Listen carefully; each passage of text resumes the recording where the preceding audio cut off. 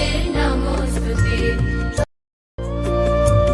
शुभं कुरु त्वं कल्याणम् आरोग्यं धनसम्पदः शुभं कुरु त्वं कल्याणम् आरोग्यं धनसम्पदः शत्रुबुद्धिविनाशाय दीपज्योतिर्नमोऽस्तुते दीपज्योतिर्नमोऽस्तुते शुभं कुरु त्वं कल्याणम्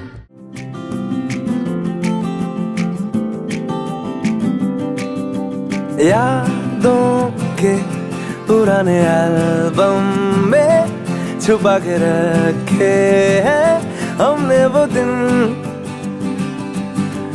गुल्लक में पड़ी चवन्नी सी बचा के रखे हैं हमने वो दिन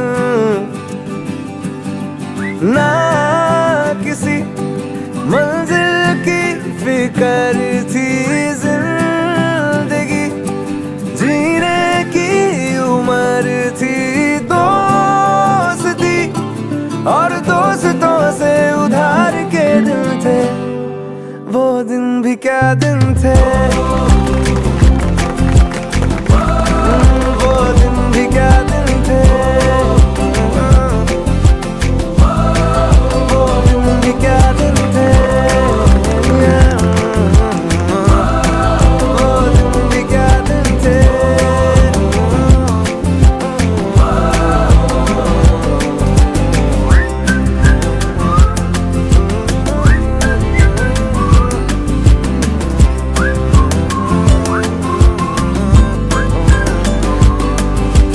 बिगड़े हुए इंसान थे शैतान की संतान थे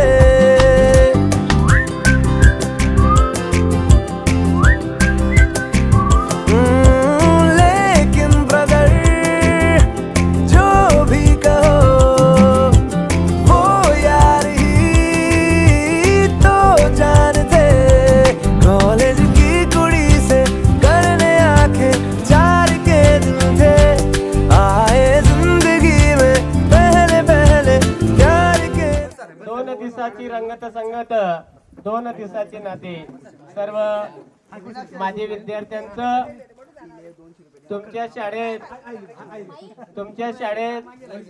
सुस्वागतम सुस्वागतम विद्यार्थी मित्रांनो जवळजवळ आपण 21 वर्षापासून त्या ठिकाणी एकमेकांना भेटलेले गावातले 2-4 विद्यार्थी सोडले बाकीचे चेहरे ओळखीचे लागत नाहीत पण विद्यार्थी मित्रांनो हे तुमचं प्रेम हे तुमचं आमच्यावर असलेला विश्वास हा विश्वास त्या ठिकाणी तुम्ही दाखवला त्याबद्दल मुख्याध्यापक या नात्याने मी त्या ठिकाणी तुमचं मनपूर्वक अभिनंदन करतो ही शाळा तुमची आहे तुमच्या माजी विद्यार्थ्यांची आहे हे विद्यार्थी या ठिकाणी आम्ही जवळजवळ मी 26 वर्षापासून या ठिकाणी कार्यरत आहेत आणि त्यामध्ये तुम्हाला घडवण्याचं काम केलं बाकीच्या विद्यार्थ्यांनी चांगल्या प्रकारची प्रगती केलेली आहे आमचं डॉक्टर असेल डॉक्टर मुकेश नो नाव मुकेश तर मुकेशचं खोड्या करणं आपला हिरालाल असेल MSc केमिस्ट्री वाटतं इकडे मीनाक्षी सर्व विद्यार्थ्यांनी चांगल्या चांगल्या प्रगती त्या ठिकाणी केलेली आहेत भूषण असेल दुबईला आहे आनंद वाटतो तुमच्याच याच्यामधली एक कविता म्हणजे कविता नाही म्हणते मी नावच कविता आहे त्या ताईचं त्या कविता बाईने त्या ठिकाणी चांगल्या प्रकारचं जॉब त्या ठिकाणी आश्रम शाळेमध्ये स्वीकारलेला आहे आणि विद्यार्थी मित्रांनो हा तुमचा आता प्रगती करण्याचा टप्पा आहे 4 टप्पे असतात त्या 4 टप्प्यामध्ये आपल्याला त्या ठिकाणी वेगवेगळे गाठायचं असतं जवळजवळ 25 वर्षापर्यंत त्या ठिकाणी आपल्याला शिक्षण घ्यायचे शिक्षण हे वाघिणीचं दूध आहे 25-26 वर्षापर्यंत शिक्षण घेतल्यानंतर 26 पासून तर 40-45 पर्यंत आपल्याला काहीतरी कमवायचंय आणि त्यानंतर 50 पासून तर 45 म्हणजे 50 ते 60 पर्यंत त्या ठिकाणी आपण आपल्या मुलाबाळांचे याच्यामध्ये लागतो आणि 60 नंतर उतरती कडा लागली तर आपण तिथे थांबतो विद्यार्थी मित्रांनो, तुम्हाला हा अत्यंत महत्वाचा टप्पा आहे.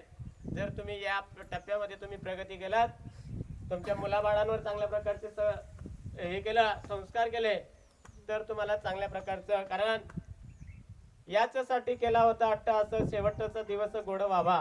कारण शेवटी आपल्याला त्या ठिकाणी येतं की आपण काय कमावलं काय नाही. जेव्हा जन्माला येतो त्या दिवसापासून आपल्याला त्या ठिकाणी करतो वेगळे, पण ठसा उमटायचा असेल तर जन्माला आल्यापासून आपल्याला त्या ठिकाणी सुरू होतं. परंतु मरणाचा वार आपल्याला देवाने सांगितलेला नाहीये. मरणाचा वार कोणीच सांगत नाही की मी 9 तासात मरणार आहे, का 10 तासात मरणार आहे, की 9 दिवसात मरणार आहे, हे सांगणार नाहीये. पण ज्या वेळेला आपल्या आईच्या उदरातून जन्माला येतो त्या दिवसापासून आपण त्या ठिकाणी आपल्याला हे चालवून जातं. म्हणून हा टप्पा आपल्याला या जगामध्ये, या समाजामध्ये त्या ठिकाणी वेगळा ठसा उमटायचा आहे. या ठसासाठी तुम्ही चांगल्या प्रकारची प्रगती त्या ठिकाणी केलेली आहे. आनंद वाटतो. सर्व विद्यार्थ्यांच्या चेहऱ्याकडे पाहिल्यानंतर आनंद वाटतो की माझे विद्यार्थी एवढं प्रगती करतायत. बरेच विद्यार्थी आहेत. आता मला वाटतं काहीतरी 10-11 तारखेला सुद्धा कार्यक्रम आहे. त्या कार्यक्रमामध्ये सुद्धा त्या विद्यार्थ्यांचं सुद्धा हे म्हणजे असे गेट टुगेदर आम्ही काही जास्त नाही कमवले असेल. श्रीमंत नाही कमवायची, माणसाने फक्त इज्जत कमवायची, पैसा कमवायचा नाही, माणुसकी कमवायची, माणसं जोडायची, माणसं तोडायची नाही. एक शब्द, हे शस्त्र आहे. अभिनंदन त्या ठिकाणी करतो.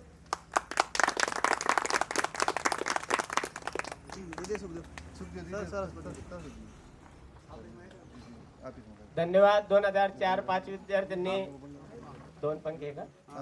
2 पंख दिले, त्याबद्दल तुमचं खूप खूप आभार. आभार. त्या ठिकाणी असंच प्रेम राहू द्या.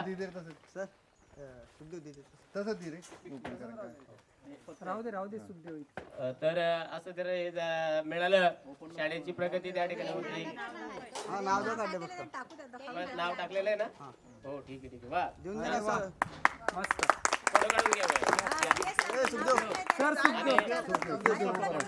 स्पेशल नाही स्पेशल थँक्यू टू सुखदेव. सुखदेवने इथे राहून सगळं केलं आहे. माईक खाली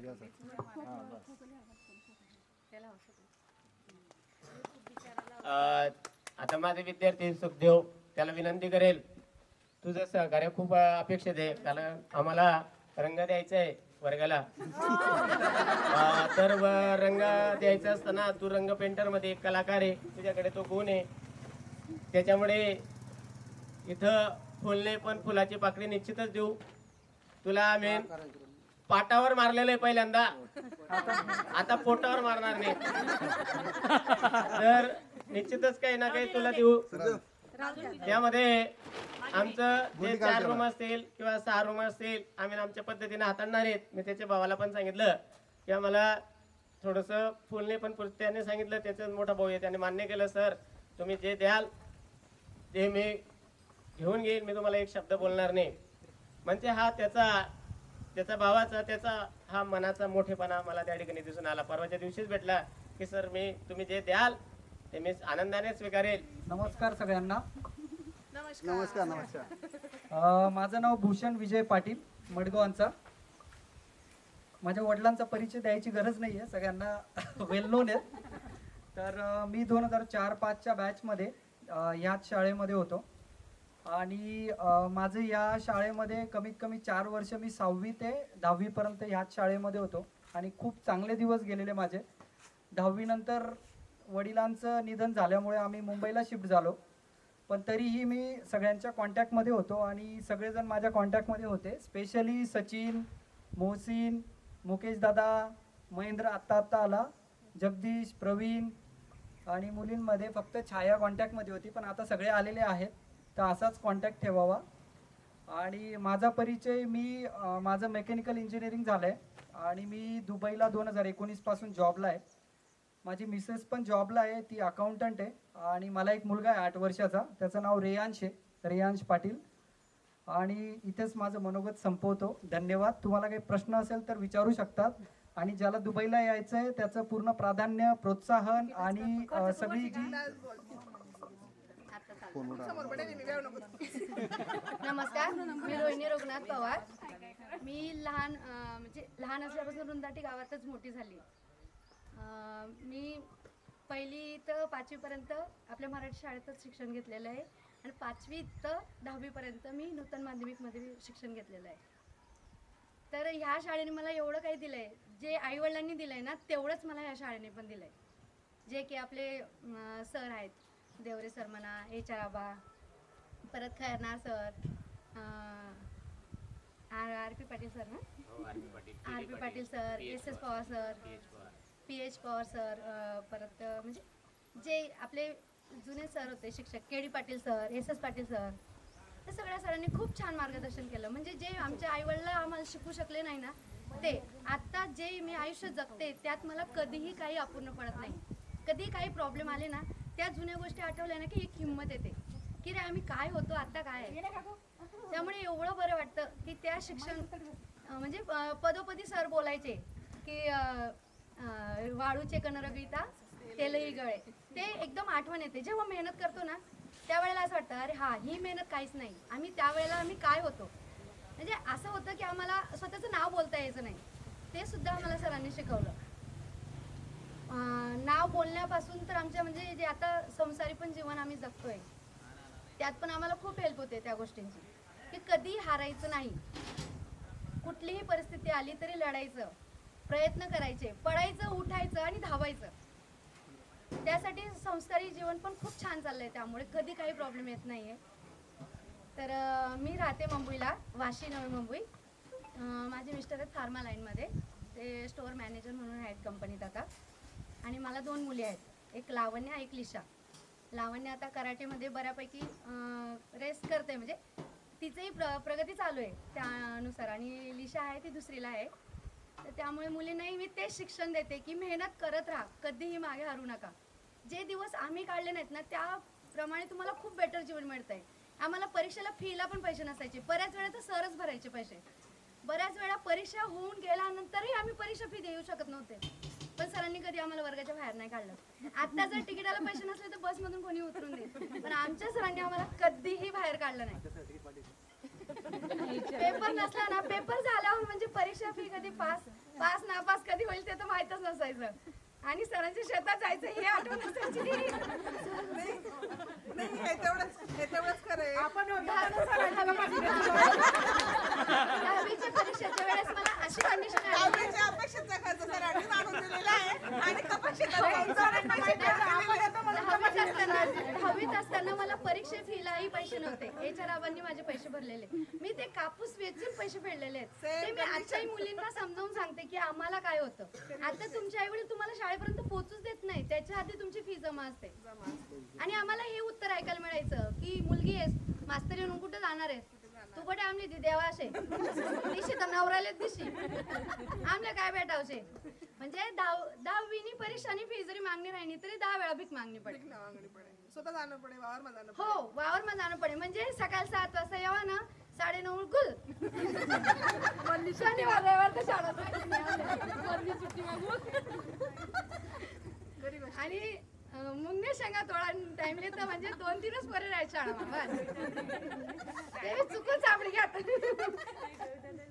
आजची जशी प्रेझेंटी लागली त्याच्यापेक्षा वेगळा प्रेझेंटी लागायची. स्टार्ट होतो मला, गुरुवार होता मार्गशीर्ष महिन्याचा.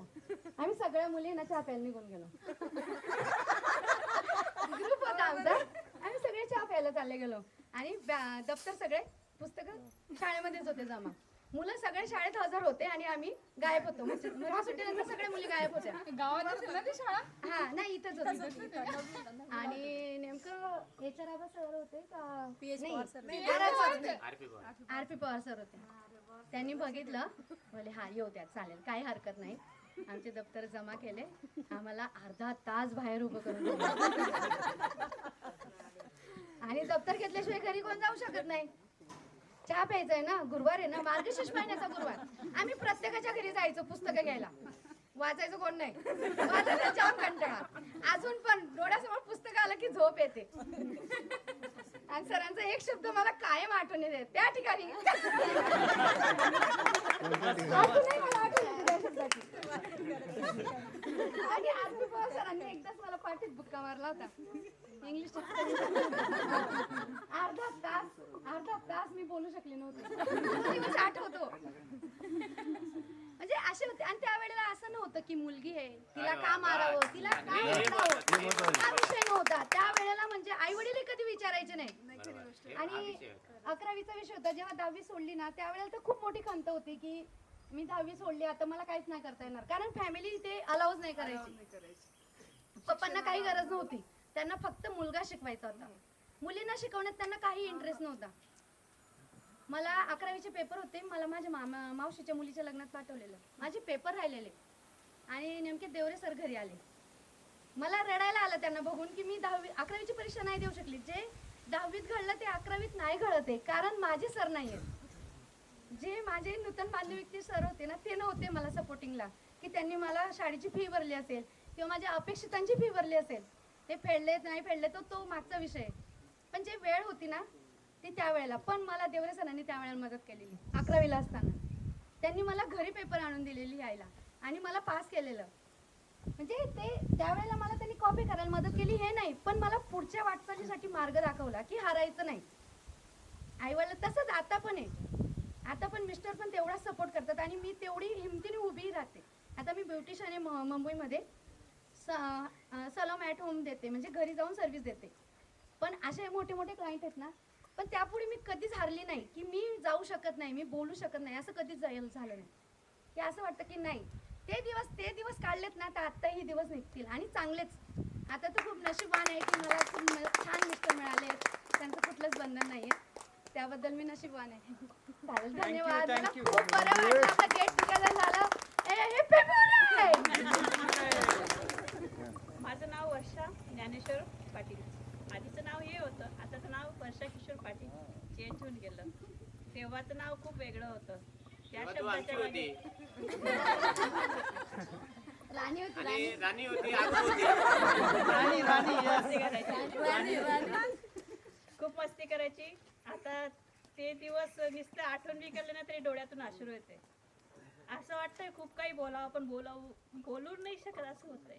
बेट्या कारण की जीवनामध्ये येऊन असे काही संकट होते ते पार करता करता करता करता आतापर्यंत आले. तुमच्यासारखे मित्र मिळाले म्हणून तुमच्याजवळ मी सहकार्य करते, हेल्प मागते, बात करते, मनातून काढून घेते.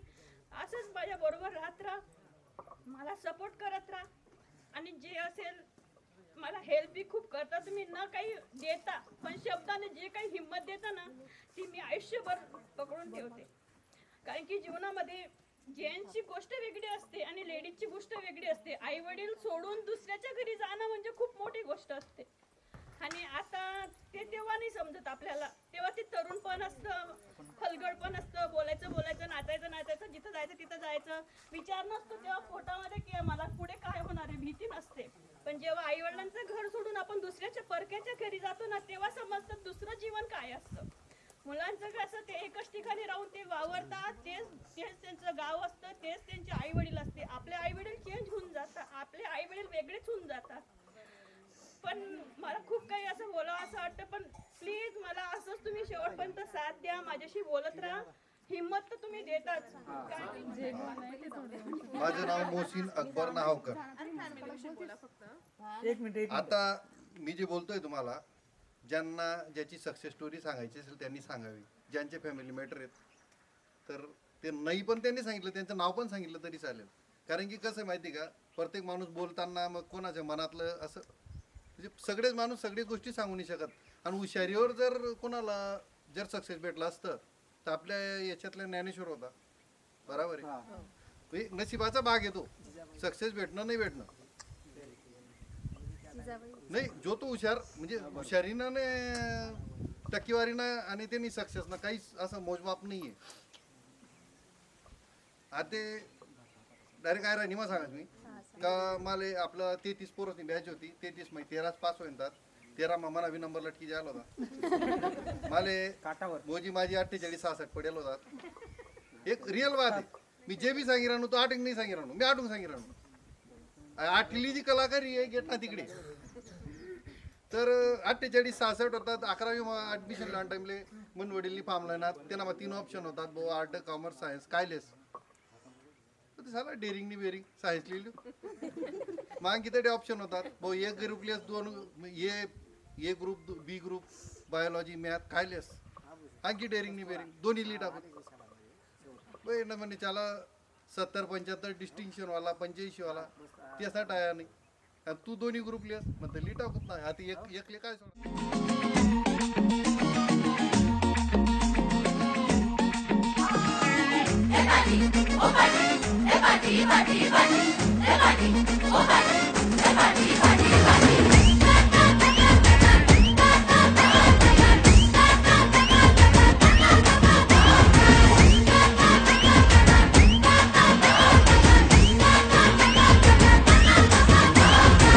celebration, nacho धनादन music